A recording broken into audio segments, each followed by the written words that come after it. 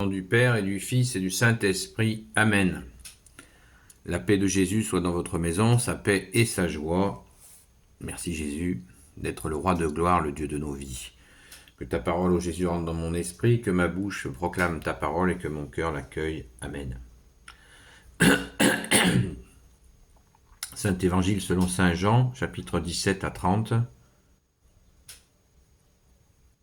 Mais Jésus leur dit, « Mon Père est encore au travail, alors moi aussi je travaille. » Ça fait suite à la parole d'hier.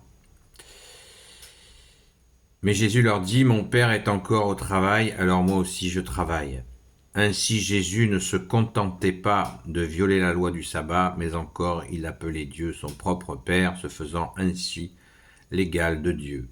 Avec cela, les Juifs avaient bien plus envie de le tuer. L'œuvre du Fils ressuscitait les morts. Jésus prit la parole, il leur dit, en vérité, je vous le dis, le Fils ne peut rien faire de lui-même. Il faut qu'il le voie faire par son Père. Si celui-ci fait quelque chose,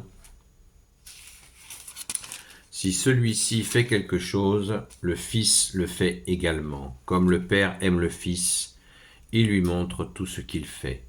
Et il lui fera voir des œuvres bien plus importantes que ces choses-là. Vous en serez tous stupéfaits.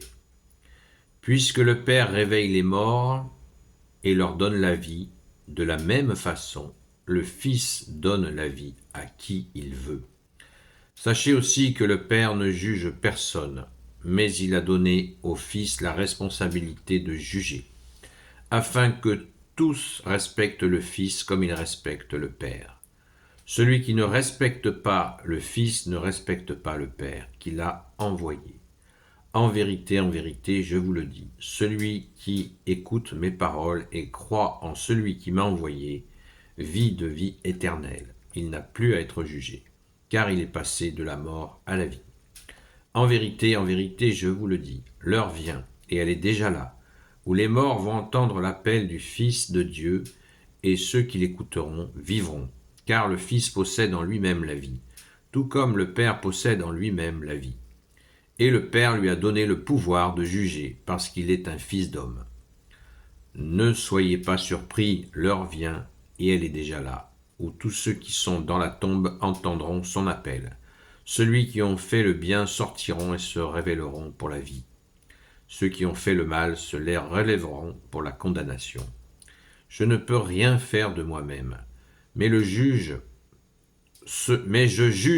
selon ce que j'entends, et mon jugement est juste parce que je ne cherche pas ma volonté, mais la volonté de celui qui m'a envoyé.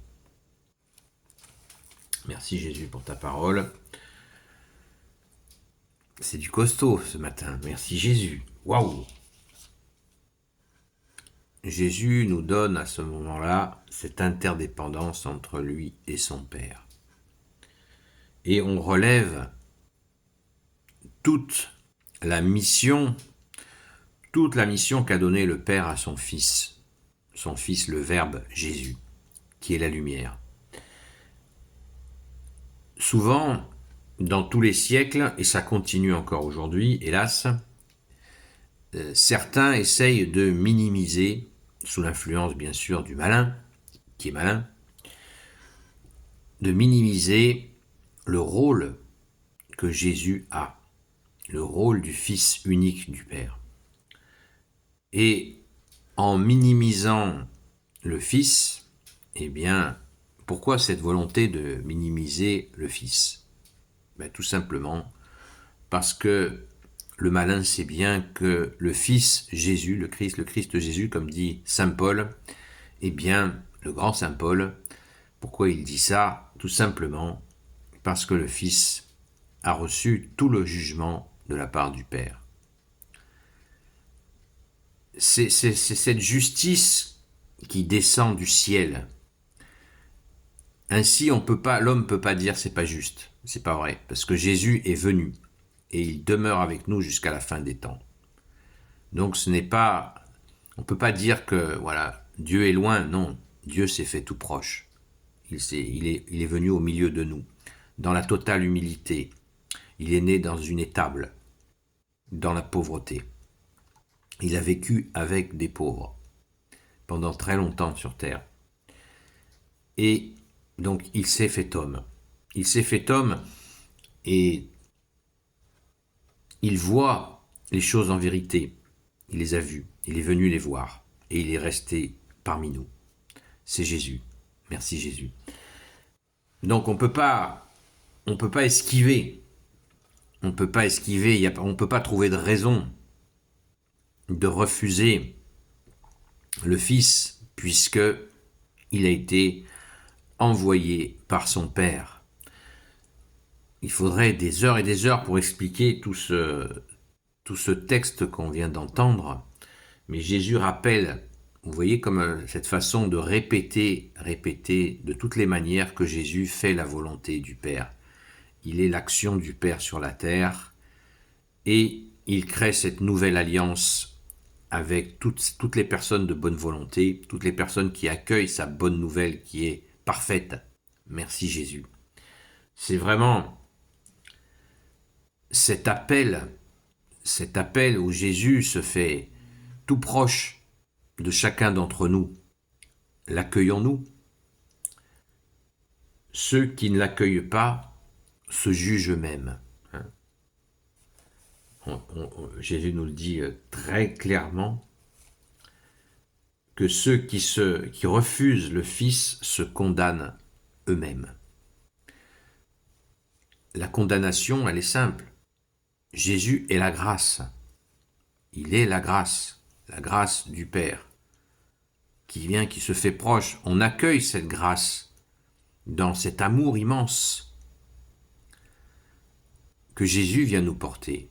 Et quand on refuse l'amour, qu'est-ce qui se passe? Voilà, c'est tout simple. Tu refuses l'amour, eh bien, tu auras la condamnation. C'est pas compliqué. Jésus est venu nous porter Jésus est l'amour du Père sur la terre.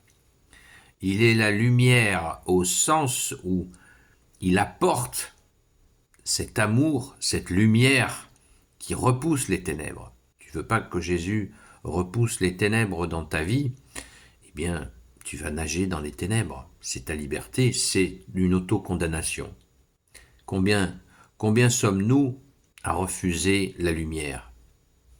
C'est la vraie question. C'est la seule question à se poser. Voulons-nous Jésus, qui est la lumière dans nos vies, mais une lumière d'amour, ou allons-nous nous condamner nous-mêmes, comme nous le propose le malin en ce moment, là, il veut, en train d'organiser sa petite guerre avec la Russie, il veut nous faire détester, haïr les Russes, dans un processus complètement délirant de violence, alors que Jésus est là. Et Jésus nous invite à résoudre nos conflits, nos tensions, avec qui que ce soit, mais dans sa paix, d'autant plus que les Russes sont chrétiens comme nous. Donc, soyons catholiques, accueillons le Fils, Jésus, le Fils unique du Père, dans nos vies. Et ainsi, nous avons la vie, par ta grâce, ô Jésus. Amen. Gloire éternelle soit au Père et au Fils et au Saint-Esprit, maintenant et toujours, et pour l'éternité. Amen. Ô Jésus, toi qui peux tout et qui portes tout, toi le Sauveur, toi l'Emmanuel, je te confie toutes celles et ceux qui regarderont cette vidéo, ainsi que leurs proches, selon ta seule volonté, ô Jésus.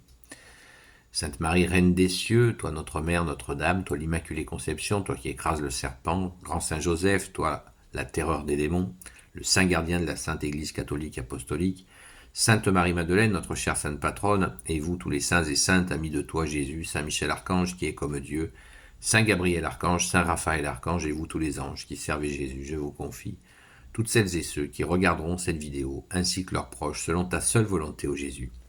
La paix de Jésus soit dans votre maison, et prions. Ne cessons pas de prier pour la France, le peuple franc demandant pardon pour l'apostasie, et prions pour les militaires qui ont vraiment à refuser la tyrannie. À très vite.